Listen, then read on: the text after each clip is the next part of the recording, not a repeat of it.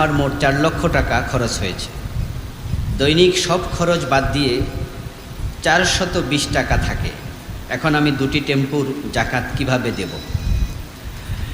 আপনার জাকাত দিতে হবে না, টেম্পুর জাকাত লাগবে না, কারণ আপনি টেম্পু ব্যবসায়ী নন।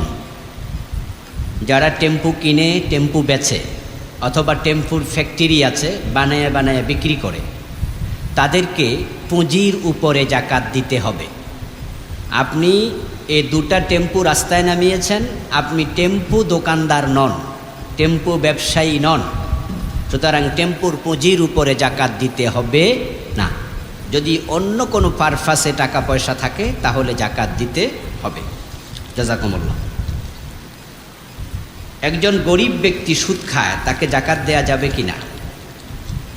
যে ব্যক্তি সুদ খায় তাহলে বোঝা গেল তার সুদে লাগানোর মতো টাকা আছে, সে তো গরিব নয়। গরিব তো সে যার কোনো টাকা পয়সা নাই, সে নিজে চলতে পারে না। তো যে সুদে টাকা লাগাচ্ছে তাহলে বোঝা গেল তার টাকার চাহিদা নাই, এমন লোককে জাকাত দেওয়ার প্রয়োজন নেই। ইন্নামাস সাদাকাতু লিল ফুকারাই ওয়াল মাসাকিন। জাকাত সাদাকা হবে ফকিরদের জন্য, মিসকিনদের জন্য। ফকির মিসকিন বলা হয় তাদেরকে যাদের নুন আনতে পান্তা পুরায়, দিনে এনে দিনে খায়, জমানোর মতো টাকা পয়সা নাই। সুতরাং এ ব্যক্তি গরিব নয়। জাকাত পাওয়ার প্রকৃত হকদার কারা?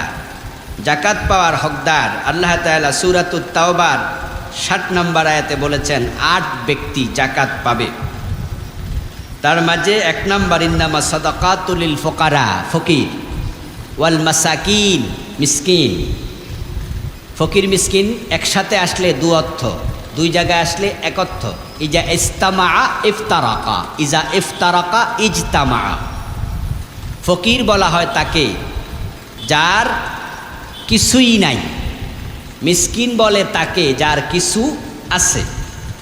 আবার কোন কোন মুহাদ্দিস ফকিরা বলছেন, মুফাসসিররা বলছেন ফকির বলা হয় তাকে যার কিছু আছে, মিসকিন বলা হয় তাকে যার কিছু নাই। তবে হাদিস হলো ইন্নামাল মিসকিন ওয়াল মুতাআফফিফ লাইসাল মিসকিন মান তারুদ্দুহু তামারাতু ওয়ালাত তামারাতান ওয়ালাল লুকমাতু ওয়ালাল লুকমাতান। ইন্নামাল মিসকিন আল মুতাআফফিফ ওয়া ইন শি'তুম ফাকরাউ লা ইয়াসআলুনান নাসা ইলহাফা। রাসূলুল্লাহ সাল্লাল্লাহু আলাইহি সাল্লাম বলেছেন সে মিসকিন নয়। যে ব্যক্তিকে তুমি 2টা লোকমা দিলে, 2টা খেজুর দিলা, সে মিসকিন নয়, সে হলো ফকির, মানে যার কিচ্ছু নাই। মিসকিন আল মুতাআফফিফ সে যার কিছু আছে, তবে সে লা ইয়াসআলুনান নাসা ইলহাফা, ওই কিছু দিয়ে চলতে পারে না, আবার মানুষের কাছে চাইতেও পারে না, সে হলো কি মিসকিন। তাহলে মিসকিন মানে যার কিছু আছে কিন্তু চলতে পারে না। এরপরে 3 নাম্বার ওয়াল আমিলিনা আলাইহা, যারা জাকাত বিভাগের চাকরি করে তাদেরকে জাকাতের টাকা থেকে বেতন দেয়া যাবে।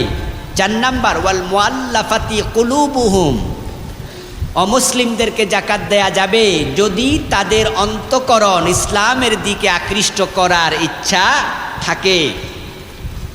কোন আলেমরা বলেছেন এই খাত বাংলাদেশে এখন প্রয়োজন নাই, ইসলাম দেশে বিজয়ী, আলহামদুলিল্লাহ, মানে মুসলমানরা বিজয়ী, সংখ্যাগরিষ্ঠ। এরপরে আমার মোবাইলটা কই, কষ্ট করেন। এরপরে কি ওয়াল মুআল্লাফাতি কুলুবুহুম ওয়া ফির রিকাব, দাস মুক্তি, দাস মুক্তি। এখন দাসত্ব প্রথা নাই, সুতরাং এই খাতে বিনিয়োগ করা দরকার নাই, জাকাত দেয়া যাবে না। ওয়াল গারিমিন, এরপরের খাত হলো যারা ঋণগ্রস্ত, ধনী মানুষ কিন্তু এখন ঋণে পড়ে গেছে, ঋণ পরিশোধ করার মতো টাকা তার কাছে নাই। তাহলে এমনি যে তার ব্যাংক আছে, ব্যাংক ব্যালেন্স আছে, বাড়ি গাড়ি আছে, অনেক কিছু দেখা যাচ্ছে, কিন্তু এগুলো কোনোটাই তার না, সব ঋণের টাকা। সরকার যদি বলে দাও তাহলে সব বেচাও কুলাইতে পারবে না। দেখতে ধনী এমন ঋণগ্রস্তকেও জাকাত দেয়া যাবে যদি সে জাকাত চায়। ওয়া ফি সাবিলিল্লাহ, 7 নাম্বার খাত হলো আল্লাহর রাস্তায়, জেহাদের রাস্তায়। রাসূলের সময় জেহাদ করার জন্য অস্ত্র কেনার জন্য মুজাহিদদেরকে ডোনেট করত। মুজাহিদ ধনী হলেও রাষ্ট্র যদি চায় তাকে জাকাত দিতে পারবে যখন সে জেহাদের রাস্তায় থাকবে, আর জেহাদের অস্ত্র কেনার জন্য জায়েজ। 8 নাম্বার ইবনিস সাবিল, এবং যারা মুসাফির। আপনি ধনী মানুষ, আপনি চট্টগ্রামে বেড়াতে গেছেন, মানিব্যাগ হারিয়ে গেছে, এখন বাড়িতে আসার ভাড়াও নাই। ওই টাইমে যদি আপনি জাকাতের টাকা চান, আপনাকে জাকাত দেয়া জায়েজ আছে, অথচ বাড়িতে আপনার লাখ টাকা আছে, কোটি টাকা আছে। এই 8টা খাতে জাকাত দেয়া যাবে। নিকটাত্মীয়র বর্তমান পরিস্থিতির কারণে খুবই কষ্টে আছে, করোনায় পরিস্থিতি, ব্যবসায় কষ্টে আছে, তাকে গোপনে না জানিয়ে জাকাত দেয়া যাবে? হ্যাঁ, নিশ্চয়ই। আপনার নিকটাত্মীয় গরিব অথবা বিপদে পড়ে গেছে, জাকাত বললে লজ্জা পাবে, তাকে বলা দরকার নাই। জাকাত দেওয়ার জন্য নিয়ত করা শর্ত, ব্যক্তিকে বলা শর্ত না। আপনি নিয়ত করবেন যে আমি জাকাতের টাকা দিচ্ছি, তাকে বলার প্রয়োজন নাই। আর জাকাত পাওয়ার ক্ষেত্রে আত্মীয় স্বজনদেরকে আগে দিতে হবে। ওয়া আতিদাল কুরবা হাক্কাহু ওয়াল মিসকিন ওয়া ইবনাস সাবিল। আল্লাহ বলছে তুমি আগে আত্মীয় স্বজনকে দাও, তারপরে মিসকিনকে দাও, তারপর ইবনে সাবিল পথিককে দাও। নফল সাদাকা, ফরজ সাদাকা, সাধারণ উপঢৌকন, দান যত আছে সব কিছু শুরু হবে আপনজনদেরকে দিয়ে। আপনজনকে দান করলে 2টি সওয়াব, একটা হলো সাদাকা, আর একটা হলো আত্মীয়তার সম্পর্ক রক্ষা। এজন্য আপনজনদেরকে আগে দেবেন। বাসার কাজের বুয়া, দারোয়ান, তাদেরকে জাকাত দেয়া যাবে কিনা? নিশ্চয়ই দেয়া যাবে, তবে পারিশ্রমিক হিসাবে দেয়া যাবে না। আপনার কাজের বুয়াকে আপনি এই মাসে 3000 টাকা বেতন দেবেন, তা আপনি যদি মনে করেন জাকাত হিসাবে 3000, তাহলে তার পারিশ্রমিক দিলেন, জাকাত হবে না। আপনি দিতে হবে এটা অতিরিক্ত। কাজের বুয়া, নিজের নাইট গার্ড, নিজের গাড়ির ড্রাইভার, তারা যদি গরিব হয়, অন্য গরিবের চেয়ে তাদের হক আপনার উপরে বেশি, কারণ তারা আপনার নিকটবর্তী। ওয়াতিদাল কুরবা, তারাও কিন্তু আত্মীয়দের মতো হয়ে যায়। মাহবুব আলম ভুইয়া ভাই, নিউ টাউন, সালাম দিয়েছেন। ওয়ালাইকুম আসসালাম রহমতুল্লাহ। আমার প্রাণপ্রিয় হুজুর, আমার জানতে চাওয়া, ব্যবসার পাওনা টাকার উপর জাকাত দেয়া লাগবে কিনা? যদি ব্যবসা বন্ধ হয়ে যায়, পাওনা টাকার পাওয়ার সম্ভাবনা কম। যে টাকা আপনি পাবেন ও টাকা দুরকম। একটা হলো পাওয়ার নিশ্চয়তা আছে, চাইলে পেয়ে যাবেন, তাহলে এটার জাকাত দেবেন। এটা হাওলাতি টাকার মতো, কাউকে হাওলাত দিছেন, চাইলে পেয়ে যাবেন, জাকাত দেবেন। ঠিক পাওনা টাকা চাইলে দিয়ে দেবে, নিশ্চিত, এটা জাকাত দেবেন। আর যেটা পেতেও পারেন, নাও পেতে পারেন, সেটা আলাদা হিসাব করে রাখবেন, প্রাপ্তি সাপেক্ষে জাকাত দেবেন। যদি পান দেবেন, যদি না পান দিতে হবে না। আব্দুল্লাহ ভাই সালাম দিয়েছেন। ওয়ালাইকুম আসসালাম। করে যে হাসানা দিয়েছি যা নিসাব পরিমাণ, কিন্তু ফেরত পাওয়ার সম্ভাবনা কম, জাকাত দিতে হবে প্রাপ্তি সাপেক্ষে। যদি পান তাহলে পিছনের যে কয় বছর জাকাত দেন নাই, সে কয় বছরের জাকাত দিতে হবে। যদি না পান তাহলে দিতে হবে না। ঋণকৃত টাকার উপর জাকাত হবে কি? ঋণকৃত মানে আপনি ঋণ নিয়েছেন, আপনি ঋণ নিলে আপনি জাকাত দেবেন না, আপনি মালিক নন। যে ঋণ দিছে সে জাকাত দেবে, কারণ সেই মালিক। আর আপনি ঋণ দিছেন, তাহলে আপনি জাকাত দেবেন। হাওলাতি টাকা, যেটা কিছুক্ষণ আগে বলেছি। নির্দিষ্ট মেয়াদ শেষে ডিপিএসের টাকা হাতে পাবো, উক্ত টাকা পাওয়ার আগে জাকাত দিতে হবে? জি, দিতে হবে।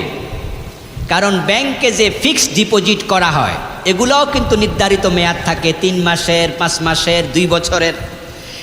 এইভাবে আপনি ডিপিএস করেছেন, ফিক্সড ডিপোজিট যেটা আপনি বলেন। আপনি যদি আগামীকালকে ব্যাংকে গিয়ে দরখাস্ত করেন যে আমার টাকা ফিরিয়ে দেন, ব্যাংকওয়ালাকে ফিরিয়ে দিতে বাধ্য না? হয়তো ব্যবসা কিছু কম দেবে, কিন্তু মূল টাকা ফিরিয়ে দিতে বাধ্য। এতে কি বোঝা যায়? আপনার মালিকানা আছে না নাই? তো মালিকানা থাকলে জাকাত দিতেই হবে।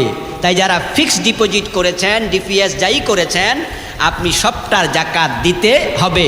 জাকাত দেওয়ার আগে ব্যাংকে যেয়ে বলবেন যে আমার এই অ্যাকাউন্টের বিপরীতে টাকা আছে, এখন লভ্যাংশ সহ মোট কত আছে আমার হিসাবটা দেন।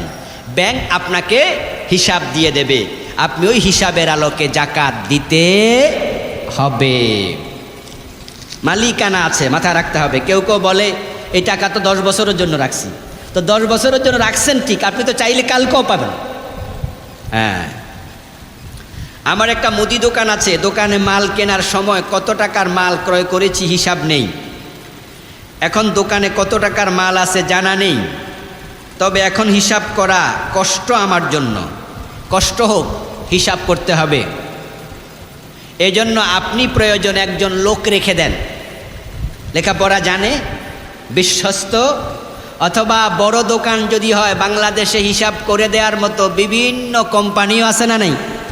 ইয়েস, কোম্পানি খুলে বসে আছে, শুধু আপনি ফোন দেবেন, ওরা আইসা সব হিসাব করে দিয়ে চলে যাবে।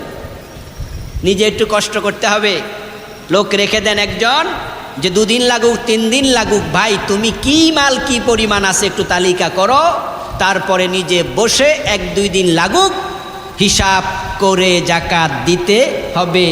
কষ্ট না করলে মিষ্টি মিলে না। জাকাতের টাকা কোন ব্যক্তি আগে পাবে বলে দিয়েছি। এই টাকা কি একজনকে দেয়া যাবে না কয়েকজনকে? মন যা চায় দিতে পারবেন, তবে আমার মনে হয় যদি সম্ভব হয় আত্মীয় স্বজনের মাঝে, আত্মীয় স্বজন আপনজনের মাঝে স্বাবলম্বী করে দেন। সম্ভব হলে আপনার আত্মীয়র ভিতরে গরিব আছে, আপনার জাকাত আসছে আবার 2 লাখ টাকা, ওকে 30-40-50 হাজার টাকা দিয়ে একটা গাই গরু কিনে দেন, যে তুমি এটা দুধ বিক্রি করে খাইবা, আর বিকা টিকা করতে পারবা না। সেলাই মেশিন কিনে দেন 2-3 জন মহিলাকে, 2-3টা সেলাই মেশিন কিনে দেন। গরিব আত্মীয় স্বজনকে ঠেলা গাড়ি কিনে দেন, ব্যান গাড়ি আছে না, ব্যান গাড়ি কিনে দিলেন 5,000 টাকা দিয়া, 5,000 টাকা দিলেন যে কাঁচা তরকারির ব্যবসা করো। স্বাবলম্বী করে দেয়া, এটা হলো জাকাত দেওয়ার ক্ষেত্রে সর্বোত্তম খাত।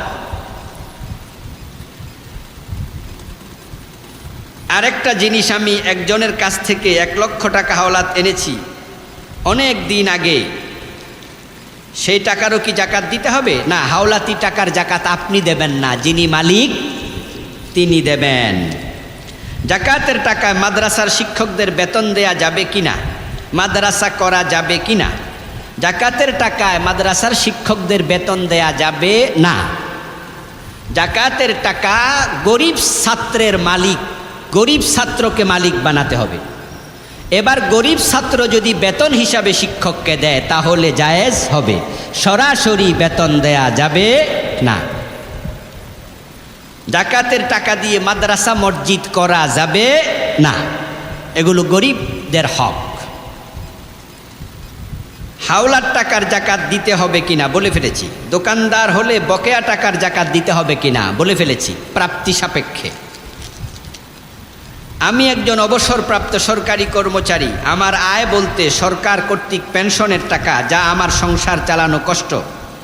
পেনশনের এককালীন প্রদত্ত 45 লক্ষ টাকা বাংলাদেশ ব্যাংকে পেনশন স্কিমে রাখা আছে 5 বছরের জন্য। সেখান থেকে 3 মাস পর পর 1,19,000 টাকা লভ্যাংশ পাই, যাহা আমার সংসারে বাসা ভাড়া বা অন্য কাজে খরচ হয়। এখানে আমার নির্মাণাধীন 2টা প্লট আছে, সেখানে আমি ঋণ আছি 25 লক্ষ টাকা। এখন মহোদয়, আমি উক্ত টাকা থেকে কতটুকু জাকাত দিতে হবে? আপনি 45 লাখ টাকার জাকাত দেবেন। 45 লাখ টাকা যেটা ফিক্সড করা আছে সেটারই জাকাত দেবেন। আর 25 লক্ষ টাকা যেটা আপনি ঋণ করেছেন, 2টা প্লট আপনার থাকার প্রয়োজন যদি হয়, যে 2টা প্লট ছাড়া আপনি থাকতে পারবেন না, মৌলিক প্রয়োজন, তাহলে 45 লাখ থেকে 25 লাখ মাইনাস হবে। আর 2টা প্লটের যে ঋণ আছে, 2টা দরকার নাই, একটা দরকার, আর একটা অতিরিক্ত, তাহলে অতিরিক্তটা আপনার মূল ঋণের মাঝে আসবে না। ঋণ 2 প্রকার, একটা আসলি আর একটা ফারঈ, একটা মৌলিক আর একটা উপশাখা। মৌলিক ঋণ জাকাতে আসবে না। মৌলিক ঋণ বলা হয় যাহা ঋণ না করলে চলা যায় না, এটা হলো মৌলিক ঋণ। আপনি ঋণ করে গুলশানে প্লট কিনবেন, এটার নাম ঋণ না, অর্থাৎ যেটা আপনার লাগবে এর আলোকে জাকাত দিতে হবে। জাযাকুমুল্লাহ। আমাদের লিখিত প্রশ্ন আরও আছে। আমার এক আত্মীয় মাদ্রাসার শিক্ষক ছিলেন, 6 মাস আগে অবসরে গিয়েছেন। সরকারি টাকা যা পাওয়ার তা এখনও পাননি। এখন সংসার চালাতে কষ্ট হয়, তাকে আমি জাকাত দিতে পারবো? তিনি ফকির এবং মিসকিনের কাতারে যদি পরে দিতে পারবেন, ভিক্ষা করে না, হাত পাতে না, ফকির না, কিন্তু আছে আবার চলতেও পারে না, তাহলে মিসকিন দিতে পারবেন। আর যদি এমন যে না, তিনি ভালো চলছেন অর্থাৎ কোনো রকম চলে যাচ্ছেন, তাহলে উনি ফকিরও না মিসকিনও না, দেয়া যাবে না। অত্র এলাকায় যৌথভাবে জমি ক্রয় করা হয়েছে, ভবিষ্যতে ভবন বানানো হবে, সেখানে একাধিক প্লট পাবো, সেই প্লটগুলো রাখতেও পারি আবার বিক্রিও করতে পারি। এখন ওই টাকার উপর জাকাত হবে কি না? না, এই জমিনের উপরে জাকাত দিতে হবে না। যদি আপনি প্লট ব্যবসায়ী হন, জমি ব্যবসায়ী হন, জমি কিনেন, জমি বেচেন, প্লট বানান, প্লট বেচেন, এটা আপনার ব্যবসা, তাহলে আপনাকে পুঁজির উপরে জাকাত দিতে হবে। কিন্তু একটা জমি কিনছেন, প্লট বানাবেন, রাখতেও পারেন, বেচতেও পারেন, তাহলে বোঝা গেল আপনি প্লট ব্যবসায়ী না। জমি একটা কিনেছেন, 5-7 বছর পরে দাম বাড়বে, তখন বিক্রি করবেন, আপনি কন্টিনিউ জমি ব্যবসায়ীও না। ব্যবসায়ী হলো তারা যারা আদান প্রদানের ভিতরে থাকে, বিক্রি করে, কিনে, আবার বেচে, আবার কিনে। গরু কিনেছেন 10টা, আগামী কোরবানির ঈদে বিক্রি করবেন, আপনি গরু ব্যবসায়ী না। গরু ব্যবসায়ী সে যে মঙ্গলবারে কিনে শনিবারে বেচে, শনিবারে কিনে বুধবারে বেচে, ওই বেটা পুঁজির উপরে জাকাত দেবে, ব্যবসার সম্পদে জাকাত আসবে। বুঝতে পারছেন? ক্লিয়ার? আশা করি বুঝতে পেরেছেন। জাকাত দেওয়ার ক্ষেত্রে নিকটাত্মীয়ের সীমা কতটুকু? আপন ভাই বোন, সৎ ভাই বোন জাকাত দেয়া যাবে। হ্যাঁ, বাবা মাকে জাকাত দেয়া যাবে না, দাদা দাদিকে, নানা নানিকে জাকাত দেয়া যাবে না, ছেলের ছেলে, মেয়ের মেয়ে, তাদেরকে, মেয়ের সন্তান উপর এবং নিচে জাকাত দেয়া যাবে না। এছাড়া ভাই বোন, চাচা চাচি, ফুফা ফুফু, খালা খালু, মামা মামি, তারাই জাকাতের বেশি হকদার যদি গরিব হয়। প্রভিডেন্ট ফান্ড, ইন্স্যুরেন্সে জমাকৃত টাকা যা এখনও ব্যক্তি মালিকানায় আসেনি, কোম্পানির হাতে জমা আছে, একটি নির্দিষ্ট মেয়াদের পর ব্যক্তির হাতে আসবে, ওই অবস্থায় জাকাত দিতে হবে। প্রভিডেন্ট ফান্ড দুরকম। একটা জিপি ফান্ড যেটা সরকারের তত্ত্বাবধানে থাকে, চাকরি শেষ হওয়ার আগে পাবেন না, ওটা আপনার পূর্ণ মালিকানায় আসে নাই, তাই এটার জাকাত দিতে হবে না। আরেকটা আছে কোম্পানিতে চাকরি যারা করে, তাদেরও পিএফ ফান্ড, জিপি ফান্ড আছে, সেটা তারা চাইলে ফিরে পায়, কোম্পানি দিয়ে দেয়, বলে 80% নেন, 90% নেন, 100% দেয়, এমন জিপি ফান্ডও আছে। এখানে জাকাত ফরজ হওয়ার জন্য শর্ত হলো ব্যক্তির পূর্ণ মালিকানা আসলো কিনা। তো যে জিপি ফান্ডের মালিকানা আসেনি তার উপরে জাকাত লাগবে না, যেটার মালিকানা এসেছে সেটার জাকাত দিতে হবে। আমিও একটি গভর্নমেন্ট মাদ্রাসায় চাকরি করি, এমপিওভুক্ত, সরাসরি 100% গভর্নমেন্ট নয়, মান্থলি পে অর্ডার ভিত্তিতে এমপিও প্রতিষ্ঠান। আমারও পিএফ ফান্ড আছে, আমি প্রতি বছরই জাকাত দিচ্ছি, কারণ আমি চাইলে মাদ্রাসা চেঞ্জ করে আরেক মাদ্রাসায় গেলে কালকে আমার টাকা দিয়ে দেবে। তাহলে বোঝা গেল এই জিপি ফান্ডের উপর আমার অনেকটাই কি আছে, মালিকানার মতো আছে। যদিও কোনো কোনো আলেম বলেন এটাও তো খরচ করার অধিকার আপনার নাই, তাই দিয়েন না, না দিলেও চলবে, সতর্কতার জন্য দিয়ে দেই, কারণ দেয়ার মাঝে কোনো লস নাই। আর ইন্স্যুরেন্সের জমাকৃত টাকা, সেটা আপনি যদি মনে করেন সারেন্ডার করলে আপনি ফিরে পাবেন, 10 বছর পরে পাবেন, তখন অঙ্কটা 5 লাখ হবে, এখন দিলে 3 লাখ হবে, কিন্তু পাবেন। তাহলে যেই পরিমাণ ফিরে পাবেন ওই পরিমাণের উপরে জাকাত দিতে হবে। ব্যবসার স্থায়ী ইনভেস্টমেন্ট কোটি টাকা, বর্তমানে 10 লক্ষ টাকা ঋণগ্রস্ত, স্ত্রীর 10 ভরি স্বর্ণ আছে, সেক্ষেত্রে ওই ব্যক্তি জাকাত কিভাবে দেবে? তাহলে আপনার মৌলিক ঋণ যদি 10 লাখ হয় সেটা আপনি মাইনাস করবেন, আর স্ত্রীর 10 ভরি স্বর্ণ, এটা স্ত্রী যদি মালিক হয় তাহলে যায় যে মালিক সে জাকাত দেবে। আপনার স্ত্রী ওই 10 ভরি স্বর্ণের বিক্রিত মূল্যের উপরে 2.5% জাকাত দেবে। এখন স্ত্রী যদি স্বামীকে বলে আপনি দিয়ে দেন, আপনিও দিয়ে দিতে পারবেন। আমি যে পরিমাণ লোন নিয়েছি ব্যাংক থেকে, সমপরিমাণ জমি প্লাস বিভিন্ন মানুষের কাছে টাকা পাওনা আছি, তা দিলে আমার লোন শোধ করা সম্ভব। এখন বিভিন্ন জনের কাছে যে টাকা পাবো, জাকাত দেব কিনা? হ্যাঁ, আপনি যেই টাকা পাওয়ার নিশ্চয়তা আছে এটার জাকাত দেবেন। ব্যাংকে লোন আছে, বিপরীতে জমি আছে, তাহলে আসলে লোন নাই। কথা বোঝেননি? 1 কোটি টাকা লোন নিছেন, তার বিপরীতে আবার জমি কিনে ফেলছেন 1 কোটি টাকা, তাহলে এটা কি লোন হইল? অ্যাসেট আছে তো, লোন না। লোন তো সেটা যেটার অ্যাসেট নাই। তাহলে এটাকে প্রকৃত লোন বলা যাবে না। ব্যবহৃত স্বর্ণের জাকাত দিতে হবে কিনা এ বিষয়ে উলামায়ে কেরামের দুরকম ফতুয়া পাওয়া যায়। একদল আলেম বলছেন ব্যবহৃত স্বর্ণের জাকাত দিতে হবে না, আরেক দল আলেম বলেন ব্যবহৃত স্বর্ণের জাকাত দিতে হবে। আমি বলি ব্যবহৃত স্বর্ণ অতটুকু যতটুকু সাথে আছে, নাকফুল, কানের দুল, গলার চেইন, যেটা কন্টিনিউ ব্যবহার করছে, ওটুকুর জাকাত না দিলেও চলবে। কিন্তু নেকলেস, অন্য এক্সট্রা গহনা 5 ভরি 7 ভরি 10 ভরি বছরে 1বার 2বার পরে, এটাকে ব্যবহৃত বলা যায় না। যদি সেটা 7.5 ভরির বেশি হয় তাহলে দেবেন, দেয়ার মাঝে কল্যাণ, দিয়ে দেবেন। একটি প্লট নির্মাণাধীন, নিয়ত হলো ভাড়া দিয়ে সংসার চালাবো। যদি কোনো কারণে বিক্রি করতে হয় সেটা উদ্দেশ্য নয়, ওই প্লটের জন্য যে টাকা দিয়েছি জাকাত দিতে হবে। ওই প্লট যদি আপনি ভাড়া চালাবেন এ চিন্তায় কিনেন, ওই প্লট ব্যবসার জন্য না কিনেন, ব্যবসায়ী নন, তাহলে জাকাত দিতে হবে না। জাযাকুমুল্লাহ। লিখিত প্রশ্ন শেষ। এখন আমরা কয়টা প্রশ্ন নেব? ঠিক যে কয়জন এখন হাত তোলা দিবেন ওই কয়জনের, পরে আর হাত তোলা যাবে না। জি, হাত নামাই ফেলেন। এবার একটু মুরব্বিটা নেই, বলেন মুরব্বি বলেন।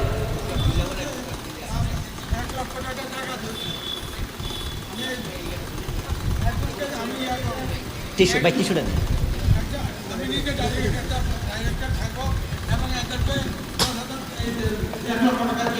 চাচা আবার বলেন।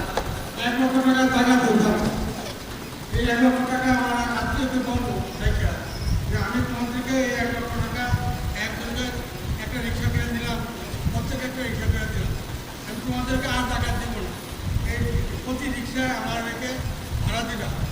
তাহলে এই যেই পর্যন্ত আমি টাকা দিলাম, এটা এই পর্যন্ত আগামীতে জাকাত দিতে পারি। জাকাতের চিন্তা এরকম দেওয়া দরকার। আপনি আপনার আত্মীয় স্বজনকে রিক্সা কিনে দিতে পারবেন, কোনো অসুবিধা নাই, তবে তাদের থেকে ভাড়া নিতে পারবেন না। আপনি জাকাত তাদেরকে দেবেন, স্বাবলম্বী করার জন্য রিক্সা কিনে দিলেন, বললেন যে তোমারে আমি রিক্সা কিনে দিলাম, রিক্সা চালাইবা, আর জাকাত দেব না, এটা বলতে পারবেন আপনি, কিন্তু আপনি তাদের থেকে ভাড়া নিতে পারবেন না। পরিচালনা করতে পারবেন কিন্তু ভাড়া নিতে পারবেন না, খোঁজখবর নিতে পারবেন, মনিটরিং করতে পারবেন, কিন্তু ভাড়া নিতে পারবেন না, কারণ জাকাত তার মালিকানা। তা আপনি তাকে দিলে আপনি আর এখানে মালিক থাকবেন না।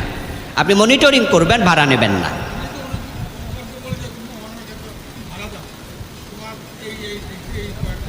আপনি মনিটরিং করবেন কিন্তু তার থেকে ভাড়া নেবেন না। জাযাকুমুল্লাহ। জি,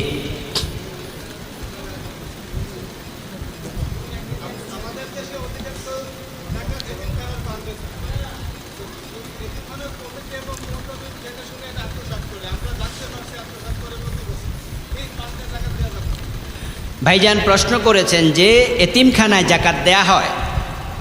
শোনা যায় যে ওই এতিমখানার পরিচালকরা জাকাত ফান্ড আত্মসাৎ করে, ওই এতিমখানায় জাকাত দেয়া যাবে কি না? আপনারা আপনাদের জাকাত দেওয়ার পরে জাকাত যথাযথভাবে বিলি বন্টন হচ্ছে না, এটা জানার পরে এখানে জাকাত দেয়া ঠিক হবে না। জাকাতটা যথাযথ খাতেই দিতে হবে। এই জন্য যেই প্রতিষ্ঠান আত্মসাৎ করছে ওই প্রতিষ্ঠানকে জাকাত দেয়া ঠিক হবে না। তবে ওই প্রতিষ্ঠানে যদি এতিমরা থাকে সরাসরি তাদের হাতে জাকাত দেয়া যাবে। আমার একটা ভাড়া অবস্থা আছে, ভাড়া পাচ্ছি। এখন আমি ভাড়া পাচ্ছি 6,700 টাকা।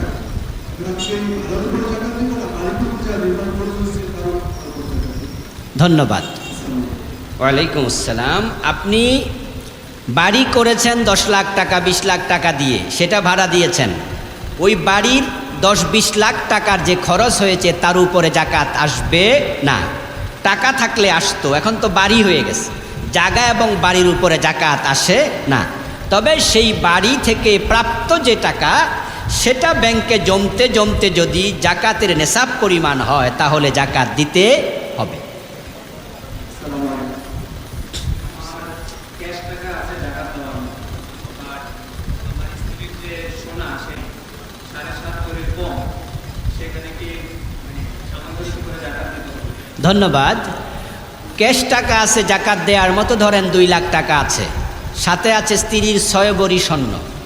প্রশ্ন হলো ওই স্বর্ণের মালিক আপনি না আপনার স্ত্রী?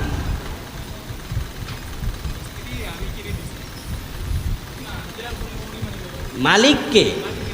মালিক যদি স্ত্রী হয় আপনার 2 লাখ টাকার সাথে স্ত্রীর গহনার কোনো সম্পর্ক নাই, ওটা উনি মালিক।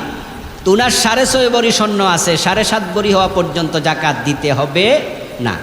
কিন্তু বউ ব্যবহার করে, মালিক আপনি, তাহলে আপনাকে 2 লাখ টাকার সাথে 6-7 ভরি স্বর্ণ যেটা আছে এটার বিক্রি মূল্য যোগ করে জাকাত দিতে হবে।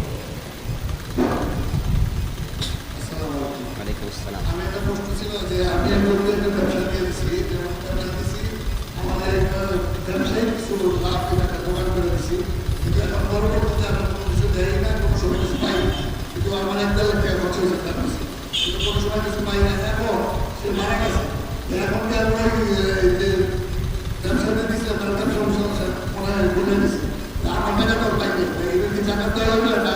ওদের যদি আমি কিছু জাকাত হিসাবে ওদের ধরে রাখবে, এটা চলবে না। ধন্যবাদ। জাকাত দেয়ার জন্য শর্ত হলো দেয়ার সময় নিয়ত করা। কাউকে টাকা দিছেন, এখন ফিরে পাবেন না, তাই এটারে জাকাত বানিয়ে দেয়ার কোনো সুযোগ নাই, কারণ আপনি দেয়ার সময় জাকাতের নিয়ত করেন নাই। আর সেই টাকার জাকাত দিতে হবে কি না, ওই টাকা তো ফিরে পাচ্ছেন না, পাওয়ার সম্ভাবনা নাই, লাগবে না, কিন্তু ফিরে পাওয়ার সম্ভাবনা যদি থাকে জাকাত দিতে হবে।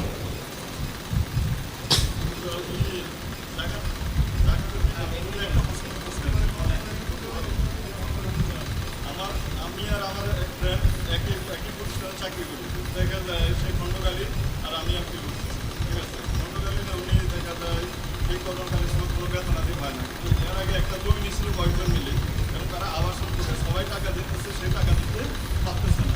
এখন সেই চিন্তাগুলো আত্মীয়স্বজনের কাছে টাকা চাইলো, আমার কাছে চাইতাম না, আমিও যদি সামর্থ্য থাকবো আমি দিতাম, কিন্তু আমার ওই সামর্থ্য নাই।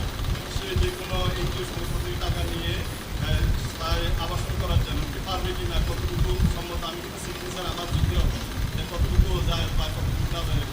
সুদের উপরে টাকা নিতে চায়? সুদের উপরে টাকা নেওয়া যাবে না, দেওয়াও যাবে না, সাক্ষীও থাকা যাবে না, লিখাও যাবে না, আপনি তার সাথে কোনো সম্পর্ক রাখবেন না। কম খাবে, না খেয়ে থাকবে, কুড়ে ঘরে থাকবে, তারপরও সুদের সাথে সম্পর্ক রাখা যাবে না।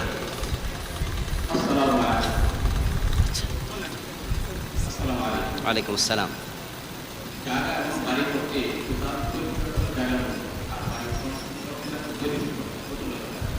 এক বছরে ভাড়া পাওয়া যায় 3 লক্ষ টাকা, এই 3 লক্ষ টাকা আমার পরিবার ম্যানেজ করতে খরচ নেই, 1.5 লক্ষ টাকা জাকাত আসবে না, জাকাত আসবে।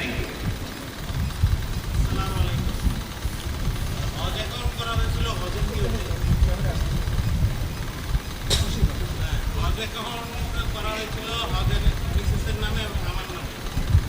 এখন আর্থিক অবস্থা খারাপ হওয়াতে কিছু টাকা জমা হয়েছে, কিন্তু এখন কিস্তি চালানো যাচ্ছে, হয়তো 4 লাখ 4.5 লাখ টাকা জমা হয়েছে।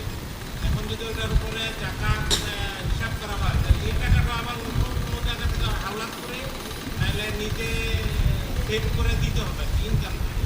এই অবস্থায় জাকাতের ফেসলা হজ করার জন্য হজ অ্যাকাউন্ট করেছেন, সেখানে 4.5 লাখ টাকার কম বেশি জমা হয়েছে, এখন জাকাত দিতে হবে কি না? হ্যাঁ, দিতে হবে। হজ অ্যাকাউন্টে যে টাকা জমা আছে সেটা যদি 1 বছর হয়ে যায় জাকাত দিতে হবে। ওই জাকাত আপনি বছরে একবার হিসাব করবেন, তাৎক্ষণিক দিতে পারলে দিয়ে দেবেন, না হয় সেটা কিছু কিছু করেও আদায় করার সুযোগ আছে, তবে দিতে হবে। জাযাকুমুল্লাহ।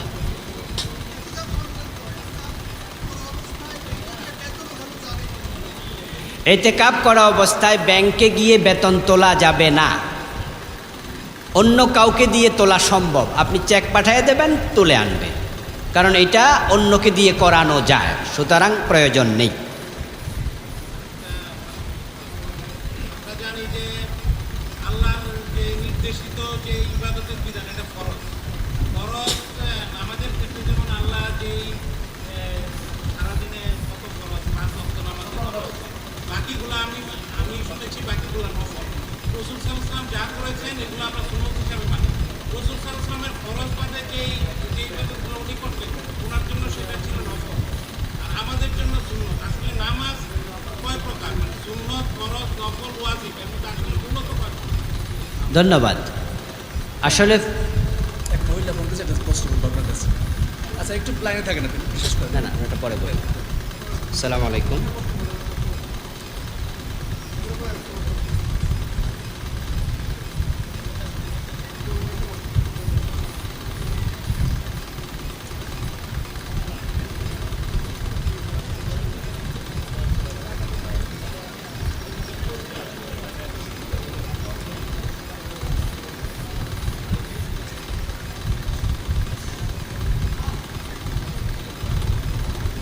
ধন্যবাদ। জি আচ্ছা, আমাদের বোনের প্রশ্নের উত্তরটাকে দেয়। উনি জানতে চেয়েছেন মহিলাদের যে গহনা আছে তার জাকাত কে দেবে। আমি বলেছি মহিলাই দেবে। বোনের প্রশ্ন, মহিলাদের তো টাকা পয়সা নাই, তো তারা স্বর্ণ বিক্রি করে দেবে। ধরেন একজন মহিলার 10 ভরি স্বর্ণ আছে। 10 ভরি স্বর্ণ কি জরুরত না শৌখিনতা? আপনারা জবাব দেন। তা আপনি শৌখিনতা করবেন, আরেকজন আল্লাহর বান্দা না খেয়ে মারা যাবে, এটা হতে পারে? এই জন্য আপনি জাকাত তো গরিবকে দেবেন। তা আপনার যদি জাকাত দেওয়ার টাকা না থাকে, স্বামীও দিতে রাজি না, তাহলে আপনি ওই 10 ভরি স্বর্ণ থেকে একটু বিক্রি করে দেন। বিক্রি করে গরিবরে দিতে থাকেন। বিক্রি করতে করতে করতে করতে কমতে কমতে যখন 7.5 ভরির নিচে আসবে, ইসলাম আর বিক্রি করতে বলবে না। আর যদি স্বামী বলে যে তোমারটা আমি দিয়ে দিলাম, তাহলে তো বাইসা গেলেন, বেচাও লাগলো না।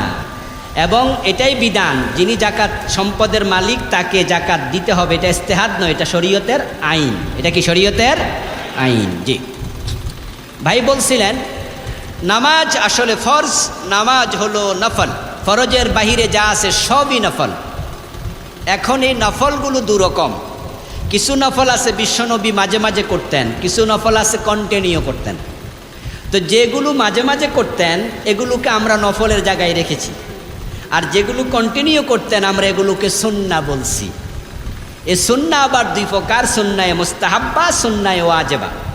কিছু সুন্নাহ আছে গুরুত্বের সাথে আদায় করা হয়, এটাকে সুন্নাতে মুআক্কাদা বা সুন্নাতে ওয়াজিবা বলে। কিছু সুন্নাহ আছে কন্টিনিউ হতো, যেমন মেসওয়াক রাসূল কন্টিনিউ করতেন, কিন্তু টুপি কন্টিনিউ করতেন, কিন্তু এটা এত গুরুত্বপূর্ণ সুন্নাহ নয়, গুনাহ হওয়ার সম্ভাবনা নাই। ওটাকে আমরা সুন্নায়ে মুস্তাহাব্বা বলি। নামাজের ক্ষেত্রেও তাই। কিছু নামাজ কন্টিনিউ পড়তেন, যেমন ফজরের সুন্নাহ কখনো তরক করতেন না, এটা সুন্নাল মুআক্কাদা। আবার কিছু কিছু সুন্নাহ আছে রাসূল পড়তেন আবার করতেন না, এগুলোকে সুন্নায়ে মুস্তাহাব্বা বলে। এই জাযাকুমুল্লাহ। ওই যে শহীদ ভাই প্রশ্নটা করেন। শহীদ ভাই আগে। আচ্ছা বলেন আপনি একটু।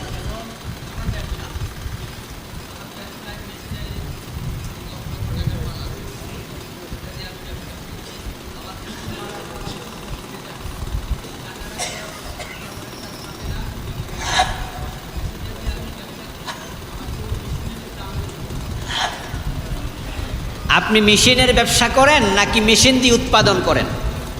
তাহলে মেশিনের জাকাত আসবে না। যেমন ধরেন আপনি কাগজের ব্যবসায়ী, আপনি ছাপাখানার মালিক, আপনার কাজ হলো কালি কিনে ছাপায়া ছাপায়া দেয়া, তাহলে আপনি এই ছাপার টাকায় যে পুঁজি আছে এটার জাকাত দেবেন। মেশিন কিনছেন 5 কোটি টাকা দিয়ে, এটার জাকাত লাগবে না। তা আপনারও একই মাসালা, মেশিনগুলোর জাকাত দিতে হবে না। উৎপাদনের উপরে যদি টাকা জমে যায় তাহলে জাকাত দিতে হবে, এবং পুঁজি যা আছে তার উপরে জাকাত দিতে হবে। ভাই মহিলাদের ইতিকাফ করা জায়েজ আছে, তবে মসজিদে ইতিকাফের পরিবেশ যদি থাকে। বাসাতে ইতিকাফ নারীরা করবে এমন হাদিস পাওয়া যায় না। তবে ওলামায়ে আহনাফ বলেছেন বাসাতেও মহিলাদের ইতিকাফ করার সুযোগ আছে। এর পক্ষে দলিল পাওয়া যায় না, ওনারা কিয়াস করেছেন। মসজিদে যেহেতু করা যাবে, মসজিদে পরিবেশ নাই, ঘরে করবে। তবে এর পক্ষে কোনো দলিল পাওয়া যায় না। রাসূলুল্লাহ স্ত্রীগণ ইতিকাফ করেছেন রাসূলের ইন্তেকালের পরে মসজিদে নববীতে। তা মসজিদে পরিবেশ থাকলে এখনও মসজিদে হারামে মহিলাদের ইতিকাফের আলাদা জায়গা আছে, মসজিদে নববী তো আলাদা জায়গা আছে। আর পরিবেশ না থাকলে ঘরের মাঝে একটু নামাজের জায়গা আলাদা করে ওখানে একটু বেশি বেশি ইবাদত করবে।